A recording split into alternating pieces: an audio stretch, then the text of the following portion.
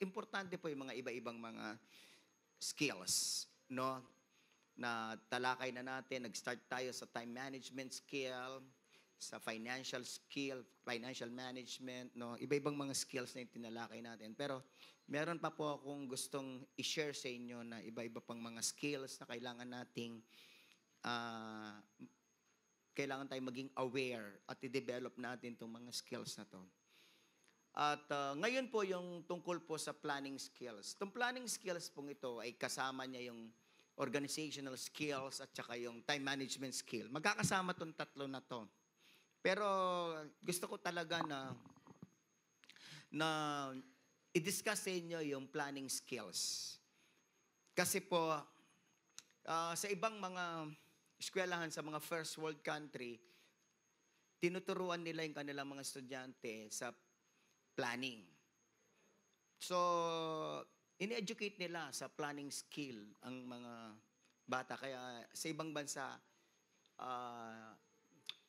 developed at magaling sa pagpaplano ang mga nasa first world country.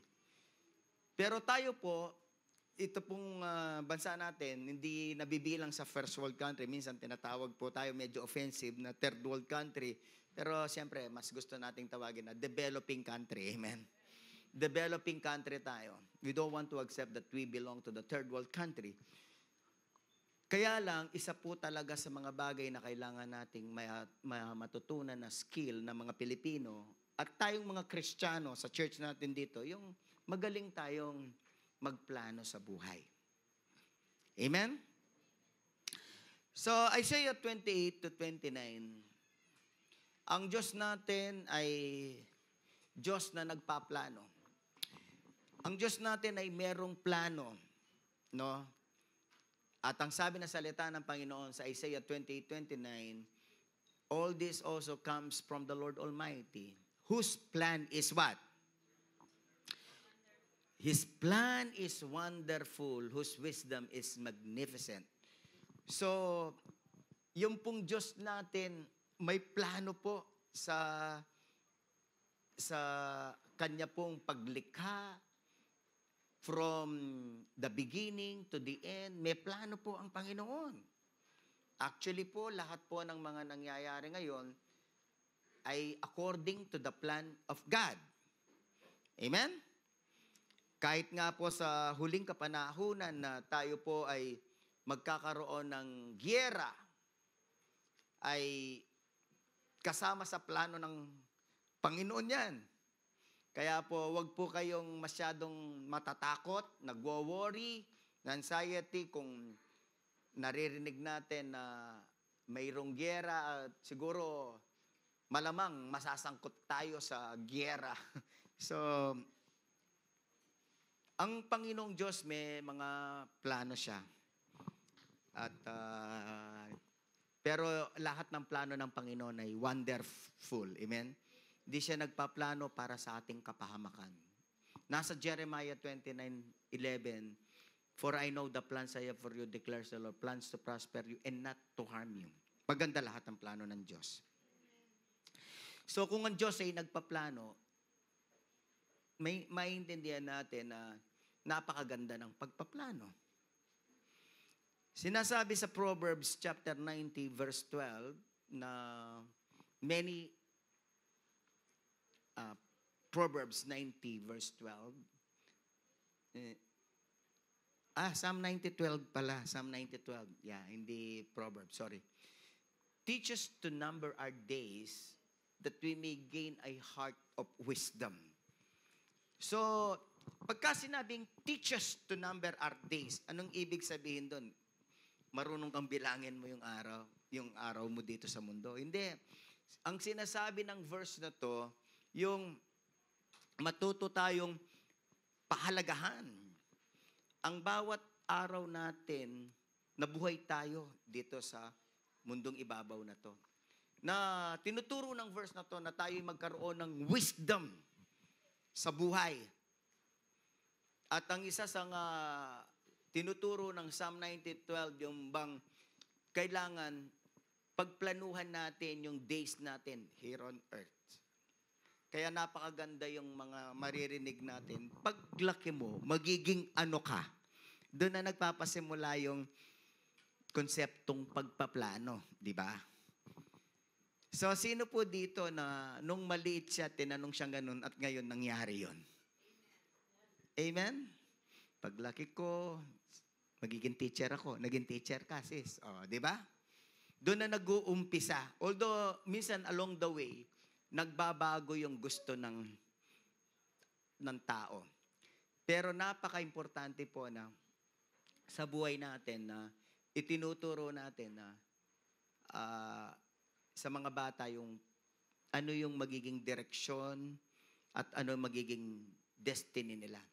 Pero tayo, it's not too late, no? Regardless kung ano pong age natin ngayon, kailangan pagplanuhan po natin yung ating future. Wala na tayong magagawa sa nabaguhin ng ating nakaraan. Wala na. Yung nakalipas na. Pero alam nyo kung anong meron tayong magagawa? Ang meron tayong magagawa is our future. Meron tayong magagawa sa ating future at meron tayong gagawin sa araw na to para yung future natin ay maging matagumpay, maging maganda. So teach us to number our days that we may gain a heart of wisdom. Sa akin pong pagre-research paano yung isang average na tao ay nabubuhay, ganito ang sabi ng research, at least in America. Average life in numbers, no? Kasi kailangan alam niyo ito eh. At tayo, magkaroon tayo ng wisdom, paano yung bawat araw natin hindi kagaya lang ng average na tao. Kasi meron tayong Diyos, meron tayong Holy Spirit, di ba? So alam mo ba ninyo na sa average lifespan ng isang tao, meron siyang mga repetitive activities na ganyan ang kanyang ginagawa lang. Kanyang ginagawa. Sleep. Lahat na natutulog. Nagsabi amen. Tutulog naman tayo lahat, di ba? Sa average lifespan, ang gugugulin natin sa pagtulog, 26 years. Yan ang pinakamarami. 26 years pala. Sa trying to fall asleep, kasi pagka natutulog ka, hindi ka naman agad makakatulog, di ba? Kagaya kagabi, medyo nahirapan ako matulog. So, 7 years. Time at work. Alam niyo yung sa work natin, 13 years. 13 years tayo magwo-work on the average. Although yung iba, more. Kasi nga, puro work ang gusto nila. Unpaid overtime, 1 year. Watching TV, 8 years and 4 months. Social media, 3 years. Eating, 4 years and 6 months. Holidays, 3 years and 1 month. Exercising, 1 year and 4 months. Yung iba wala. Socializing, 1 year and 3 days. Average lifespan. Ganyan mabubuhay ang tao. Kayo. Kasi lahat ng mga bagay na yan ay yan ang ginagawa ng tao, di ba? Yan ang ginagawa mo. Yan ang ginagawa ko. Pero ikaw, ganyan ka ba mabubuhay? Yan, no? Hindi mo na maiiwasan. Talagang kakain ka, no? Kakain ka, matutulog ka, mag-holiday ka. Hindi mo na maiiwasan yan. Magsosocializing ka. Pero we really have to understand how we're going to live. How we're going to have wisdom sa ating pamumuhay. At ang very eye-opener, kailangan maintindihan ninyo na yung pagsa-social media, alam mo ba ninyo, ito na ngayon ang pinakamatagal na ginugugulan ng panahon. No? So, lalong-lalo na nang dumating ang social media, dumating ang wifi, ang internet. Nako, more than 10 hours a day So ilang kayang years yan? And I believe it's more than 26 years, more than sleeping ang gugugulin natin. So ganyan nyo ba gusto? Alam nyo, sa average screen time, 2024, ang Gen Z, yung mga Gen Z, sino yung mga Gen Z dito? Magtaas ng kamay. Anong year ang Gen Z? Anong year? Yun, 97, nag-start ng 97, Gen Z. Diyan na kasi tumindi yung yung Wi-Fi, internet. Ang Gen Z,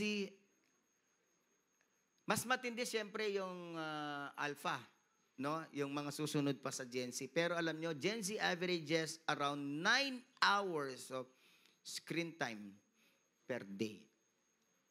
9 hours. Yung mga Gen Z.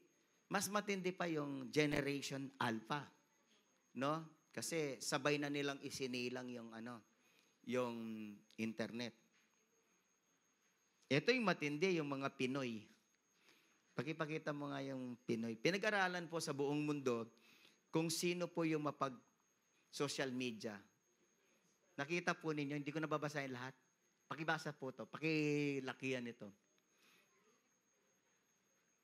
Ayan.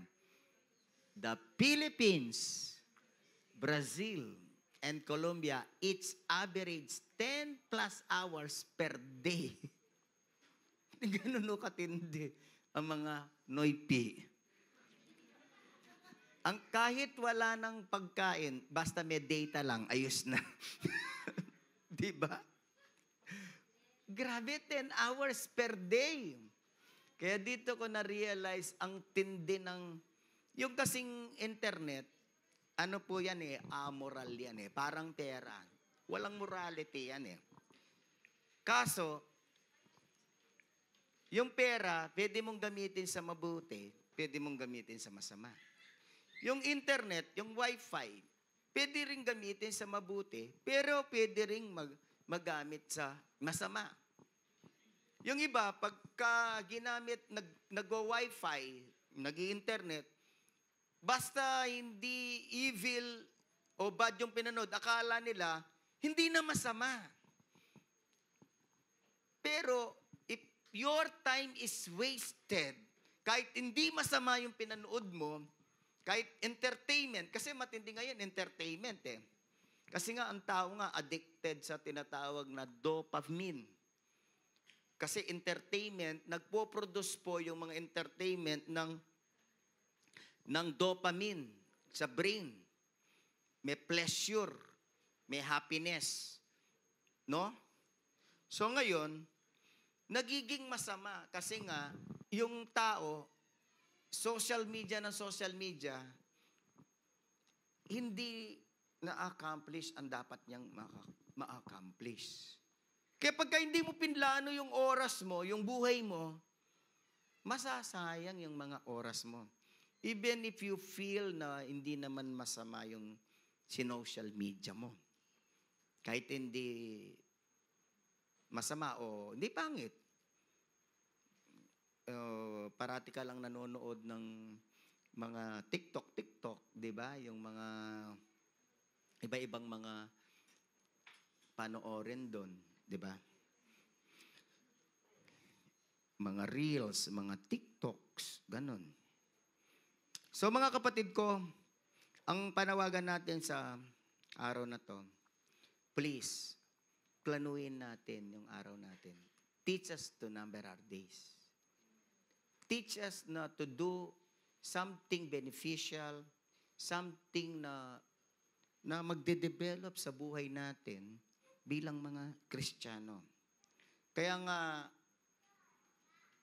sa message na to, my encouragement is get skilled in planning. Get skilled in planning your time and planning your life. And whatever you do, please get skilled in planning it. I'll give you 5 reasons why you need to get skilled, pero there are some more good reasons. Number 1 is, why get skilled in planning? Why? Number 1 is, for your meaningful, number 1 is, for your meaningful and purposeful spending of life and time. No? Hindi po kasi pwede yung pinapanood natin. Una, hindi na natin choice yung bad sa ating time. Sino yung hindi nyo choice ang bad sa inyong time? Gawin ang bad sa inyong time. Magsabing amen. So it's our choice. Kaya lang, ang choice natin is, meaningful ba yun? Purposeful pa yun? O nonsense lang? Sometimes kasi yung mga nonsense, we do not categorize them as bad. But they are really bad. Because if we are spending our time, spending our life on things that are nonsense, things that are not contributing sa ating growth, abay, nagiging masama po yun. Amen? Kaya nga sabi nga, ulitin ko, Psalm 90:12, teach us to number our days. Teach us to number our days. So anything na yung ginagawa nyo, it's not contributing to your purpose in life, it's not contributing sa meaningful life, kailangan po natin, we should choose not to do it. We have a choice. Ano yung gagawin natin sa oras natin? Kasi nga, maraming mga skills na pwede mong i-develop sa time mo. So kung 10 hours a day, sa social media ka, anong mangyayari sa buhay mo? Ano yung mga skills na madidevelop sa iyo? Ano yung mga madidevelop na maturity or anong magagandang mangyayari sa buhay mo? So please, get skilled in planning your life. And in planning your life, kailangan you always see your purpose in life. Number 2, when you get skilled in your in planning, you will accomplish God's plans for your life. No? Marami ang verse natin sa buhay natin, Jeremiah 29:11. Amen? Gustong-gusto natin yan. Lahat ng gusto Jeremiah 29:11, magsabing amen. Kung hindi pa ninyo alam ang verse na yan at hindi pa nagrema, please, magrema ito. Dito sa Christ the Living Hope, isa yan sa mga powerful verses na parati nating inuulit-ulit na naririnig. Basahin natin. 1, 2, 3, go read. For I know the plans I have for you, declares the Lord. Plans to prosper you and not to harm you. Plans to give you hope and a future. So si Lord, meron siyang plan sa inyo. Although this word is for Israel, He has a plan for Israel. That's the context. But I believe 100% that God has great plans for each one of us. Because we have a personal relationship with God. Amen? Meron siyang dakilang plano sa buhay mo. May maganda siyang plano sa buhay mo. Kaya ang gagawin mo, ang gagamitin mo, ipaplanuhin mo, Lord, yung plano mo yung gagawin ko. Sino dito nag-pray ng ganito na, Lord, yung plano mo yung gagawin ko sa buhay ko? Actually, this is very much similar when we pray, Lord, your will be done in my life. Lord, not my will, but your will be done in my life. Sino yung nagpipray ng ganon? Sa church natin, popular na popular yan sa 2 Chronicles 7:14 prayer natin, di ba? And every time we gather together in care group, that's what is included always in our prayer. Lord, not my will, but your will be done. But this is similar. Lord, yung plano mo ang maganap sa buhay ko, hindi yung plano ko. Kung hindi mo plano, please, alisin mo lahat ito. Sino po dito ang gusto lang ang mangyari sa buhay niya yung plano ng Diyos? Magsabing amen. Matalino ka. Amen? Sabi mo sa mga, matalino ka, di ba? Kasi yung plano ng Diyos ang gusto mong i-accomplish sa buhay mo. Kasi, sino pong mas matalino? Ikaw o si God? Yun naman pala eh. Di ba? Kasi yung iba, Lord, yung plano ko po. Lord, bless niyo po yung plano ko. Alam niyo, mga kapatid, kailangan, sa pagpaplano natin, ang parati nating iniisip at pinagpipray, yung plano ng Diyos. Hindi yung plano natin. Amen. Lord, yung plano mo lang. At pagka gusto mo yung plano ng Panginoon sa buhay mo, i-reveal ni Lord sa iyo yan. So yung mga iniisip mo, i-anoint ng Panginoong Diyos na ang maiisip mong mga plano, yung plano ng Diyos. Pagka yan ang prayer mo. Amen? Kasi kung strong thought mo, the plan of God. So, God is going to work in your mind. God is going to work with your thoughts. That ang maiisipin mo, yung mga plano ng Diyos sa buhay mo. Amen? Pag-iisipan mo yon, pagpaplanuhan mo, Lord, yung plano mo yung gagawin ko. Amen? Hindi yung sarili kong plano. At kaya nga sabi ng salita ng Diyos, Isaiah 28:29, yung isang version, kapatid, yung naunang version. Yung naunang version, ang sabi, ESV, I believe this is ESV, sabi niya ganun. All this also comes from the Lord Almighty, whose plan is wonderful. Wala akong plano ang Panginoon na hindi maganda. Lahat na naniniwala doon magsabing Amen. Walang plano ang Diyos na hindi maganda. All the plans of God are wonderful. Maganda lahat ang plano ng Diyos. Saan ka pa? Doon ka na sa plano ng Diyos. Di ba? Minsan, nag-uusap kayo ng kaibigan mo. Nagsasabihan kayo, anong plano, anong plano? Nagko-compare kayo kung anong planong gagawin niya, di ba? O yung mag-asawa, yung magpamilya, anong plano natin, anong plano natin? Maganda yun sa'yo. Hindi naman na, maganda yun sa akin, Pero sa buhay natin, na mga anak ng Diyos, tayo ay talagang mayroong ganap na pananampalataya sa Diyos natin, kasama natin ang Diyos natin. Ang parati nating sinasabi, Lord, maganda yung plano mo. Amen? Yan ang sabi ni ni Tony Gonzaga. Lord, yung mga human plans ko, sirain mo.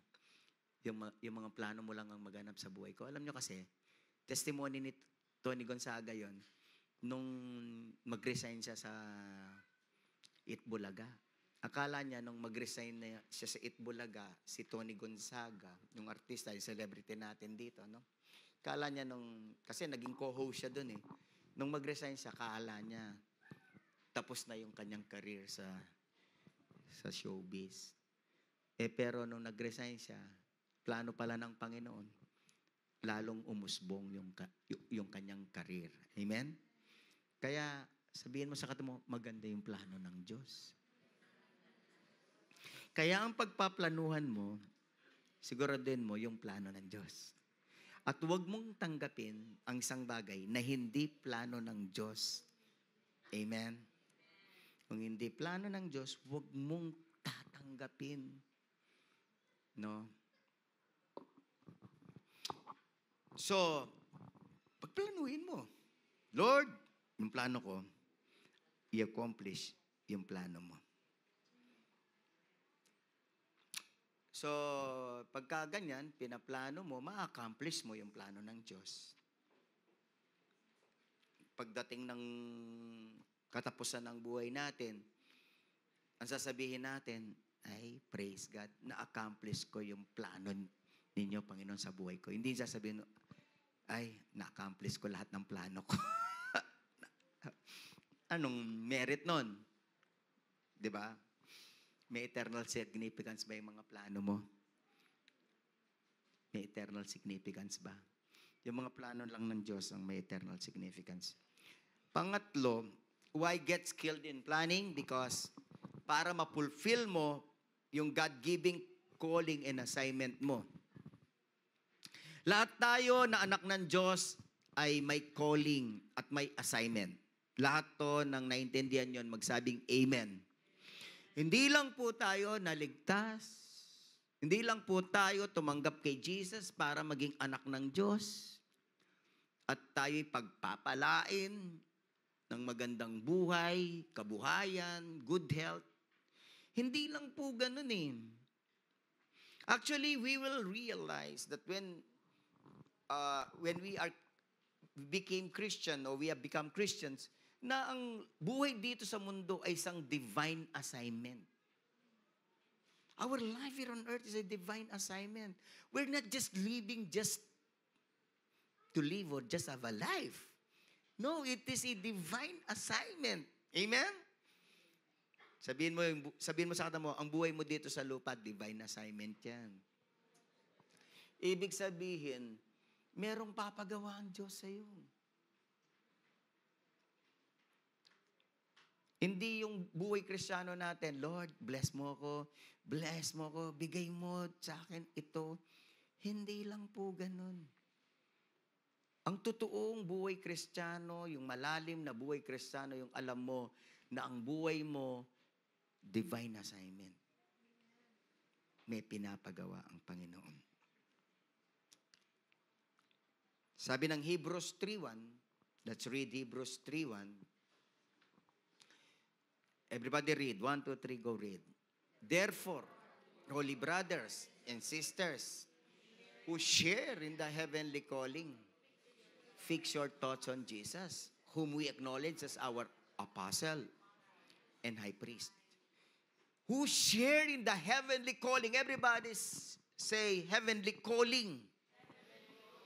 Lahat po tayo merong heavenly calling. If you are really a brother, if you are really a sister, if you're really a child of God. So kasi yung iba, nakafix lang sa kanilang mga earthly callings. Pero kailangan maintindihan natin lahat tayo, may heavenly calling. May panawagan ho tayo lahat. Pagka sinabing may panawagan, mayroon po tayong lahat gagawin para kay Lord. Lahat po ng pinapagawa natin dito, sinasabi natin gawin natin na pagsaserve kay Lord, hindi po galing sa akin. Galing kay Jesus. Galing sa Diyos. Galing sa Biblia. Amen? Lalong-lalo na yung iba kung makakomplain sa Great Commission. Kakapagod, soul winning na soul winning. Pagdi-disciple ng pagdi-disciple. Yung iba nag-quit pa nga, umalis sa church dahil nga napagod na sa pagdi-disciple. Saan po ba galing yung utos na yun? Para lang maliwanag. Saan ho galing? Na kailangan no tayong mag-soul winning at mag-disciple. Pakitanong ang katabi niyo, kanino galing? Sa mentor ko po. Kay Pastor, hindi, galing kay Jesus yun. Matthew 28, 19 and 20 yun, amen? Sinasabi ko lang sa inyo yung pinapautos ni Lord. Sige nga, puntaan nga natin sandali, mga kapatid, yung Matthew 28, 19 and 20. Para maliwanag lang eh, kasi yung iba, nagko-complain, ang daming ginagawa. May sabihin po ko sa inyo, kapag kang isang church, hindi niya tinuturo ang pinapagawa ni Jesus, false church yun. Kapag kang isang church, hindi ka tinuturuan, hindi ka inuutusan, binibigyan ng instruction to win soul and make disciple, ang church na yun, false church. Hindi church ni Jesus yun. Amen? O, dito kayo. Makikinig lang kayo ng message. Kakanta lang kayo ng praise song and worship song. Yan lang ang gagawin natin dito. Happy-happy lang. Ay, naku, hindi totoong church yun. Amen? Yan ang gusto ng maraming mga Christians ngayon. Yung, gusto ko, pastor, yung nagpe-praise and worship. At saka pagka nag-preach, yung puro positive lang. Mahal ka ng Diyos. Pagpapalain ka ng Diyos. Hindi ka pa ba nagsawa dyan? Sigurado nang mangyayari yan. Amen? Anak ka ng Diyos. Pero kung every Sunday, yan na lang ang gusto mong mensahe. Ano yung Bible mo? Joshua 1:8 lang ba? Taka mo na, hindi man Joshua 1:8 yan di ba? Oh, tingnan ninyo, Matthew 28:19 and 20. Basahin natin. 1, 2, 3, go. Read. Therefore go and make disciples of all nations, baptizing them in the name of the Father, and of the Son, and of the Holy Spirit, teaching them to obey everything I have commanded you. And surely I am with you always to the very end of the age. O, kanino po galing ito? Sige nga, pakitanong nga katabi mo, alam mo ba kung saan galing yan? Eh, yan ang tinuturo natin. Eh, kanino galing ito? Kay Jesus. Kaya yun pong mga sinasabi ritong inuutos, pinapagawa, hindi naman galing sa akin yun. At hindi rin galing sa mentor niyo yun. Galing kay Jesus yun. Ngayon, kung meron po talaga kayong basihan na galing sa akin at galing sa, hindi galing sa Bible, hindi galing kay Jesus, sabihin niyo po sa akin. At ako po'y humingi ng tawad sa inyo. Pero pagka galing kay Jesus yan, ikaw ang humingi ng tawad. Amen? Kasi noon pong sa US, tinuro ko po yung tithes and offering at saka yung giving. Siyempre, hindi sila sanay sa ganun na teaching. Nagalit. Nag-alsa, ang daming complain. Pero nung pinaliwanag ko at nag-pray tayo, kinausap ko sila. Sabi nila, Pastor, patawad po. Amen? Anong gagawin mo? Sabihin mo sa kata mo, hingi ka ng tawad o magko-complain ka pa rin. Alam niyo po, lahat tayo may heavenly calling. Amen? Yan, kagaya na lang po ng Matthew 28:19 and 20. Divine assignment po natin yan. Lahat tayo. Divine assignment po natin lahat yan, mga kapatid. Kaya hindi pwedeng hindi ka matututong mag-soul winning. Kasi alam mo, tingnan nyo Tingnan nyo mga kapatid Lahat to ng natutong mag-soul winning, pwede pong magtaas ng kamay. Nagso-soul winning na. Ginagamit ang John 3:16, magsabing amen. Anong ginawa ninyo? Ba't kayo natuto? Kasi pinlano ninyong matuto. Pinlano ninyong at sa plano nyo, nilagyan niya ng oras. Kasi ito sasabihin ko sa inyo, one critical factor of planning is goal, then action, then date, schedule, time. Critical factors po yan. A plan is not really a plan when it has no goal, it has no objective. A plan is not really a plan if it has no action. A plan is really not a plan if it has no date when to do it. No? Kasi maraming mga nag-iisip, sa isip lang, ay magpaplanuhin ko, gagawin ko to. Ito yung plano ko. Pero hindi mo naman nilagyan ng oras. Hindi totoong plano yun. Yung totoong plano, may oras. Amen? O yung mga natutong mag-share ng gospel, pinlano nila. Pinaplano mo ba na matuto kang mag-share ng gospel? O pagka pinlano mo na matuto kang mag-share ng John 3:16, aaralin mo yan. May time ka. Amen? Kung gusto mo mag-disciple, paplanuhin mo talaga yan. Kaya po yung iba, walang disciple, hindi pinlano. O kaya naman, pinlano sa isip, hindi in-execute. A plan without execution is not really a plan. Amen? Thought lang. Iniisip mo lang, maganda yan Ginagamit mo lang yung saritang plano. Pero really, when you plan something, you're committed to do it. May commitment ka, gagawin ko to. Plano ko to. Diba? Yung mga nakatapos, graduation time na naman. Bakit kayo gumraduate? Bakit? Kasi pinlano nilang mag-graduate. At nilagyan nila ng action. Binilagyan nila ng oras. Amen? So, sabihin mo sa kata mo, alam mo na, paano gumraduate, ha? May tanong ako sa inyo, ha? No offense, I love you, ha? Sino yung gumraduate ng destiny dito? Amen? Bakit kayong gumraduate? Pinlano nyo eh. Yung mga iba, hindi gumagraduate. Eh, hindi nyo pinaplano kayang mag-destiny. Pakitanong ang katabi nyo, sabihin mo, bago mo tanongin, kasi baka ma-offend siya, sabihin mo, Brad, I love you. Pinaplano mo bang gumraduate ng destiny? Mahalaga ba? Sabihin ko sa inyo, yung matutunan nyo sa destiny, mas mahalaga pa sa matututunan ninyo sa eskwelahan nyo. Bakit? Eternal Word of God eh. Amen? Eternal ang significance eh. Eternal ang salita ng Diyos na kapag ka natutunan mo, mas mahalaga. Alam nyo, graduate ako ng di ba? Ng electrical engineering. Siguro no exaggerations, I have memorized almost 100 formula. Kasi nga po, ang pagkaalam ko, parang maging magaling akong engineer, alam ko lahat ang formula.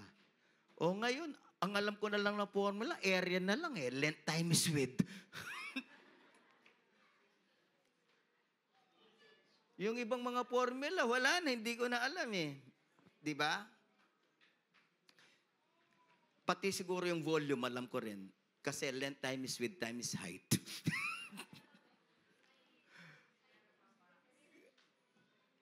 So mga kapatid, nakikita ba ninyo? Kung ano po ang mangyayari sa buhay nyo, kailangan nyong pagplanuhin.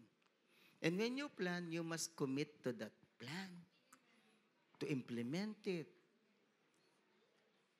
To execute it. Amen? So you will be able to accomplish your divine assignment when you plan to do it. Ngayon, parati ko sinasabi ito pagka nagpipreach ako. Yung mga hindi pa ginagawa to, parati ko sinasabi, pinapatawad kayo ng Diyos. Sabihin mo sa mo, pinapatawad ka ng Diyos kung di mo ginagawa ang divine assignment mo. Pero please, gawin mo na ngayon. Sabihin mo sa mo, gawin mo na ngayon, please. Kasi nagsasayang ka ng panahon, nagsasayang ka ng oras.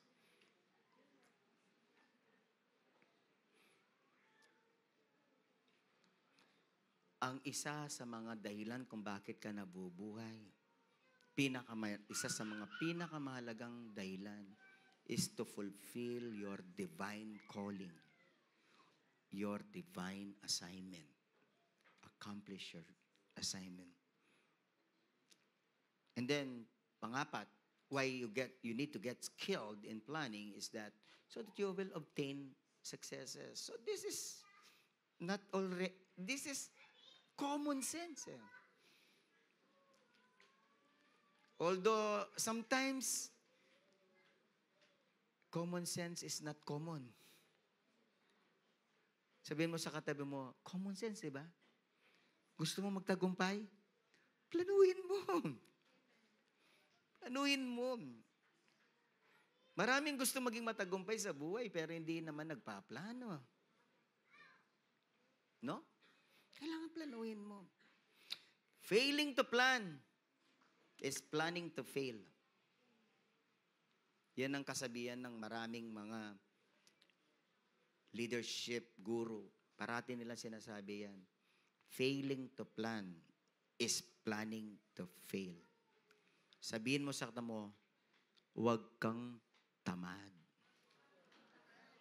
Huwag kang tamad. Magplano ka. Sabi na salita ng Diyos sa Luke chapter 14 verse 28, suppose of you wants to build a tower, will he not first sit down and estimate the cost to see if he has enough money to complete it? So ang ibig sabihin po dito, pagka meron kang gustong gawin at gusto mo magtagumpay yung gagawin mo, you were going to build something, you're going to build a tower, you're going to build something in your life, you need to sit down Upo ka. Estimate the cost. Magsusulat ka. Sabihin mo sa kata mo, sit down and write down. Sit down and write down. At syempre, samahan mo ng prayer, di ba? Habang ikaw ay nakaupo, ikaw ay nagpe-pray, Lord, pagpaplanuan ko po ang bagay na ito na ibibuild ko para magtagumpay. Kasi yung iba, isip ng isip. Praise God. Pero kailangan po, alam nyo, natutunan ito ng maraming mga successful na tao. Yung pong mga successful na tao, nung wala pa yung cellphone, wala pa yung tablet, parati silang mayroong notebook. Parati silang mayroong maliit na notebook at ballpen. Sinusulat yung naiisip nila. No? Ngayon, may cellphone. Sino po dito ang may cellphone magsabing praise God? Ayan, no? Kahit di ka na magpapel, yung cellphone mo na lang. May note ka dyan, no? May note. May note ba yung cellphone nyo? O baka yung cellphone mo, Pastor, wala, tak, tak, tak, tak, tak. Wala na akong nakitang ganun ngayon, eh. Lahat ng cellphone natin, meron ng notes, di ba? Sulat mo dun. Sulat mo lang dun. Sit down. Write down all your plans, what your actions are, and what will be your date. Kailan mo. Kaya importante yung tinatawag na you always have a to-do list. Meron kang to-do list parate. Ito yung gagawin ko sa plano ko na to. Ito yung gagawin ko.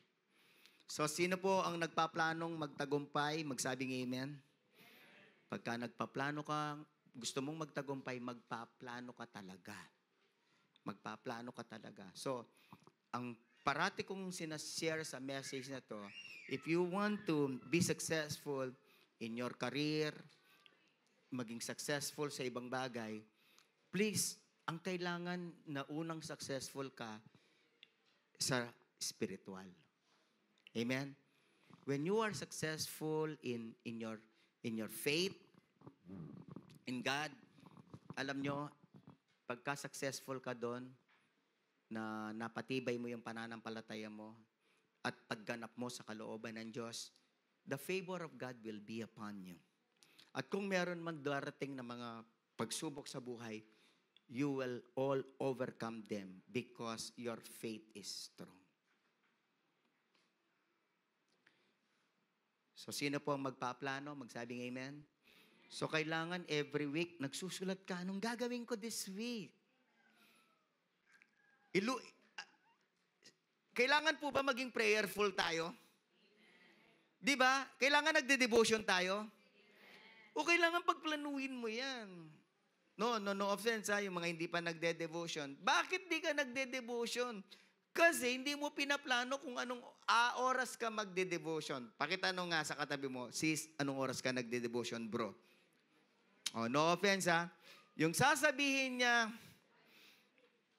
yung hindi niya alam kung anong oras siya magde-devotion, may sabihin ako, malamang hindi nagde-devotion. No offense, I love you all. Amen? Pagka sinabi mo sa akin, nagde-devotion ka ba? Anong oras? Wala kang masabing oras sa akin kung anong oras ka nagde-devotion. Mahal na mahal kita, kapatid. Pero hindi ka nagde-devotion. Kasi pagka nagde-devotion ka, alam mo yung oras. Di ba? Amen? Okay, amen. Yung mga... Kailangan ba yung church natin maging prayerful? Sino po yung natutuwa ang church natin ay prayerful, umaga, tanghali, gabi, ay nagpe-pray ang church natin? Magsabing amen. Tanong, sumasama ka ba? Sige, tanungin mo ang katabi mo, sumasama ka ba? Paminsan-minsan.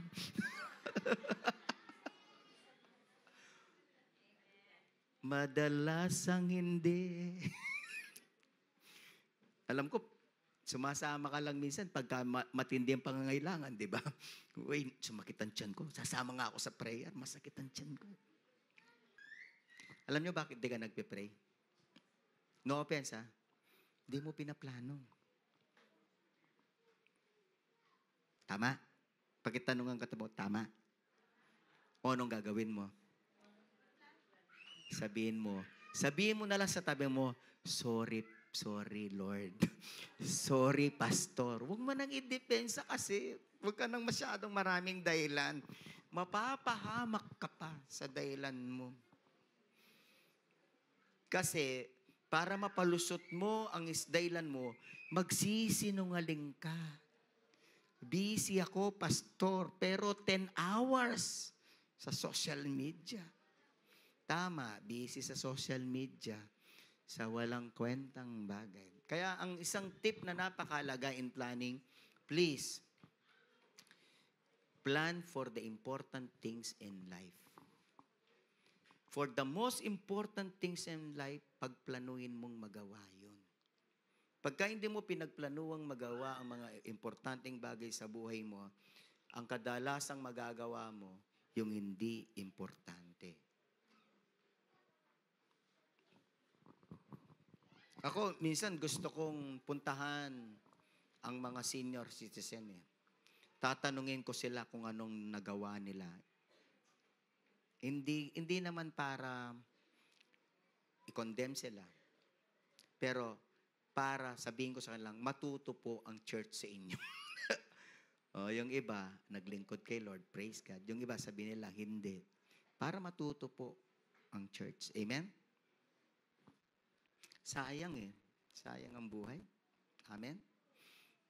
Sino pong gusto magtagumpay sa paglilingkod kay Lord? Magsabing amen.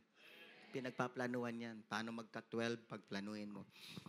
At isa pang pinakamalaga, huwag ka nang masyadong magtagumpay sa pera, sa karir. Magtagumpay ka lang sa iyong pamilya. Amen? Kasi yun ang minsan pinagpapalit ng iba. Pera. Gustong magtagumpay sa pera, magtagumpay sa karir, yung pamilya hindi binibigyan ng oras.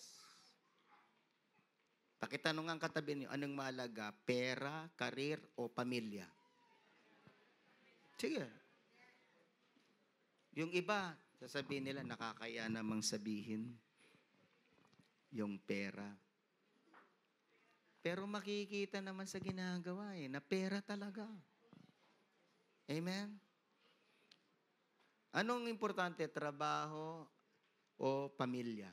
Pagkitanong katabi nyo, trabaho o pamilya? Pero makikita naman sa puro overtime Di ba? Kaya alam nyo doon sa survey, nakita ko rin how much time do you spend with your spouse? How much time do you spend with your kids? Kaya po yung mga pamilya sa Amerika, medyo may problema kasi they don't spend time with their children. Wala silang masyadong quality time sa kanilang mga anak. May sabihin po ako sa inyo, alam ko hindi na maiwasan to. Pero sana, ako pinagpe-pray ko sa church natin. Walang masyadong mag-OFW. Dito lang buhayin na kayo ng Panginoon. Kasi kapag ka-OFW, kakawawa yung mga pamilya mo, yung anak mo. Di ba? Pero yung iba kasi, ang motive, bigyan ko ng magandang buhay, mapag-aral ko, no? Pero alam nyo, sa totoo lang, okay na po yung kahit sapat-sapat lang dito. Basta kasama mo yung pamilya mo. Lalong-lalo na, huwag kayong magagalit, no offense. Isipin nyo lang mabuti to. Isasabihin ko. Yung pong mga seaman,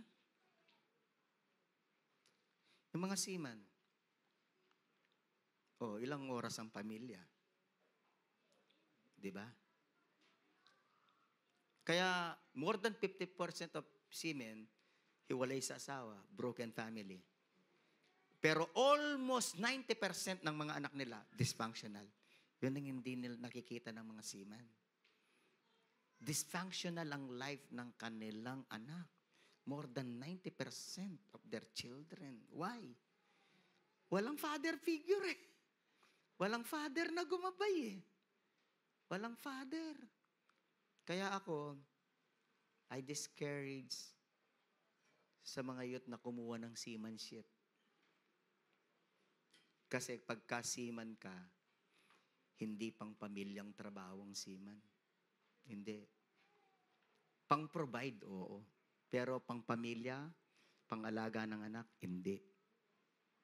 Kasi ilang oras lang ang gugulin mo sa anak mo. Tapos pagka umuwi ka pa, mag-aaway pa kayo ng anak mo, di ba? Dahil hindi mo siya binili ng 50,000 na cellphone, aawayin ka niya. Di ba? Kasi ang tingin niya sa'yo, puro pera lang. Ganun lang ang magiging tingin ng anak mo sa'yo. Lahat to ng naintindihan, mas may importante ang pamilya kesa sa pera. Magsabing amen. Sabihin niyo sa katabi niyo, mas importante ang pamilya kesa pera. Tinuturuan ko po kayo ng tama, mga kapatid. And I want you to have a good family. Amen? More than a prosperous family. More than pamilyang may pera, mas masarap yung pamilyang sama-sama. Magkakasama sa hirap at ginhawa. Amen po ba, mga kapatid? Pero pagka nananampalataya ka naman sa Diyos, di ka pababayaan ng Diyos. Hindi kayo pababayaan. The Lord has a lot of ways to provide for all your needs. And the Lord has numerous ways to prosper your life. Amen? So lahat to ng magpaplano, magsabing amen? Tayo pong lahat ay tumayo. Let's all stand. And magpaplano po tayo sa buhay. Magiging skillful tayo sa planning so that we can do what is important in life. And we can succeed on what is important. Amen? Ang pinakamaganda pong sinasabi ko sa inyo sa araw na ito, yung mag-succeed tayo sa mga pinakamahalagang bagay. Sa mga bagay na mayroong eternal values, eternal significance. Amen? Hallelujah. Thank you, Lord. We give you praise. We give you glory. Pwede po ba nating itaas ang ating mga kamay? Magpasalamat tayo sa message ng Panginoon. Lord, maraming salamat po sa message po ninyo sa amin na kami pong mga anak nyo dito sa church, magkaroon po kami lahat ng skill sa pagpaplano. Mga kapatid, ina-encourage ko kayo. Have a weekly plan. Have a daily plan. Get skilled in your planning at magiging organized ang inyong buhay. Magiging meaningful ang inyong time. Amen? And maganda nito, you can avoid a lot of wasted time. Please avoid wasted time. Plan what you watch. Pagplanuin ninyo kung anong panonoorin ninyo sa inyong mga social media. Piliin ninyo yung mga makakatulong sa inyong spiritual life, makakatulong sa inyong emotional life, makakatulong sa inyo. Don't just watch entertainments. Entertainment ng entertainment. Masasayang po ang inyong oras. Amen? Hallelujah. We give you praise. We give you praise, oh God. Pinagpe-pray ko po lahat ng mga kapatid ko. Magkakaroon po ng skill sa planning at may improve ito ng may improve at nakikita ko, Panginoon, magiging successful sila. Kapatid, I declare successes in your life. At ang una kong dinideclare na success sa iyo ay success sa iyong spiritual life. Magiging successful ka na may establish ang iyong malakas na faith. Magiging successful ka na may establish mo ang iyong devotion, intimacy with God. Magiging successful ka na ikaw ay magiging matindi sa iyong prayer life. Amen? At ang divine calling mo, maging successful ka. I declare, sino ang gustong maging successful sa kanyang divine calling sa pagde-disciple at pagsosoul winning, magsabing amen. I declare that. Planuhin mo yan, kapatid. At pagdating ng araw, yan ang treasure natin sa langit. Amen. At sasabihan tayo ng Panginoon, good and faithful servant. Amen. Nag-serve tayo faithfully sa ating Diyos. And I declare, maging successful ka sa iyong career. Pero before career, I pray and declare maging successful ka sa iyong family. Amen? na ang iyong mga pamilya talagang ay nagmamahalan, maganda yung relasyon ninyo. Amen. Dinideclare ko yan sa inyo, pinagpe-pray ko sa inyo, ang inyong mga pamilya ay masesave. At isusunod na lang ng Panginoon yung success financially. Isusunod na lang ng Panginoon ang success sa iyong career, sa iyong negosyo. Our God is good. Our God is faithful. Hallelujah. Nehemiah 2:20. The God of heaven will give you success. Tas po ninyong inyong kamay, number 6, 24 to 26. The Lord bless you, bless your mind, bless your heart, bless your family, bless your spiritual life. The Lord keep you, protect you from the evil one. The Lord make His face shine upon you and be gracious to you. You will succeed. You will succeed in life. You will prosper in life.